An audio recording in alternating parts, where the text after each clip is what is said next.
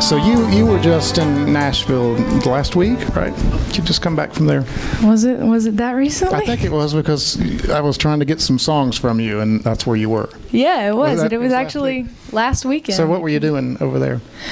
Well, just touching base with some people that I write with in Nashville. Not so much writing this past time, but more luncheons and get-togethers and the Belmont preview day, because I'll be attending college at Belmont. Oh, are you? Okay. Yeah. Well, great. Where? So we saw where you started writing at 9, performing at 9. Where was the beginning? There was a piano, guitar, vocal. What did you start out doing? We can't actually consider piano my start, because before I picked up the guitar, I had probably already played piano for 3 or 4 years. I hated every second of it, like most little kids when they first... Because you're taking lessons, right? Yes. Well, see, I did the same thing. I hated the first 3 years. Yeah. So I quit. And exactly. Yeah. I went through about 5 years. I quit, and then I loved it. Yeah. So That's exactly the way that works. Yeah, but I kind of consider my start with the guitar, which was I picked it up at 9. Yeah. And I sort of fell in love with the instrument. I didn't really think anything of music as a potential career, or I didn't actually think I could sing for the first 9 years of my life. And my parents had an old-time gospel band, so we'd go to fiddlers conventions, and bluegrass was sort of where my heart was at the time. Was that singing or playing?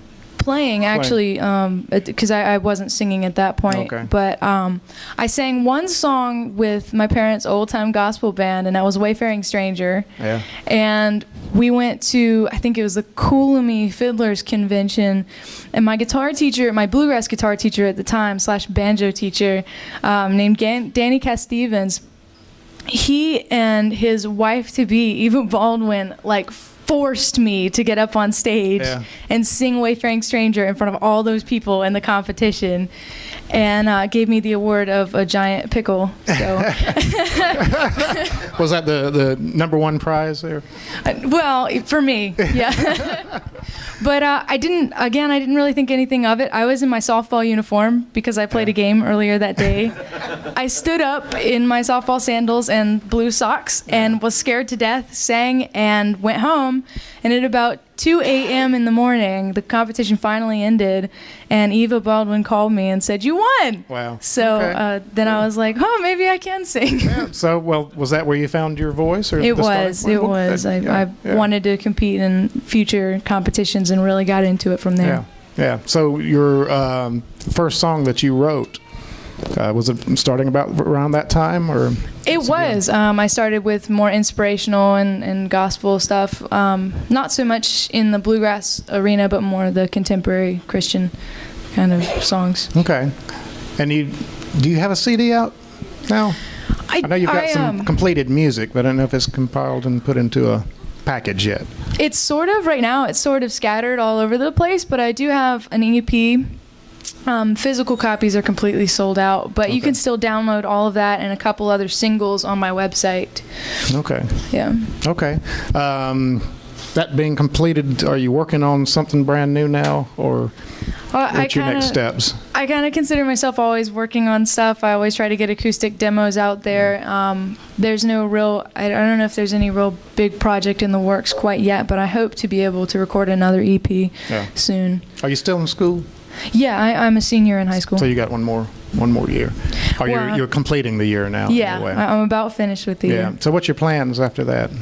I'm gonna go to Belmont and Nashville, probably part-time. I'll be living there, so I'll be continuing to work with the songwriters I already work with now, try to make new connections, and hopefully get signed by a label. Yeah. If I play my cards right. You're immersed in the right place out there. We do. You've been to. Did you go to both of the conferences that we had here? Yeah, you did.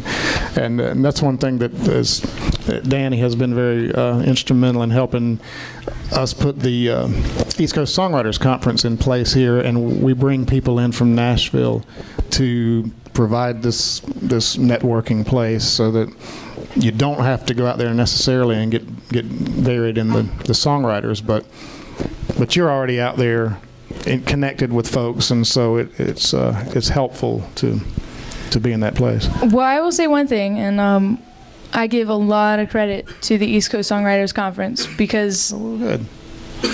all but one songwriter that I'm writing with were all pros at the conference, Okay. and I met them here and networked with them and got connected, and they invited me to write in Nashville, and that's just Well, that's awesome. that's a really big, for me, that's a really big testimony to the conference and how well it worked for me. Well, that was the design of the conference, was to be able to allow that face-to-face, one-on-one time with these people that when you go out there, they won't have time for you. There's just too many.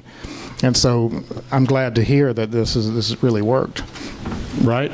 And that is really awesome. It's awesome to hear. What else? What's new? No. A lot of things are new. I just, I'm sort of just continuing to try and improve on my songwriting. Yeah. Get connected with more people in Nashville and see where Belmont takes me. Yeah. Well, the songs are great. Songs I've heard are wonderful. That last song was fantastic. So you're going to do another one for us? I am. Well, let's hear one more from Aubrey Shamel.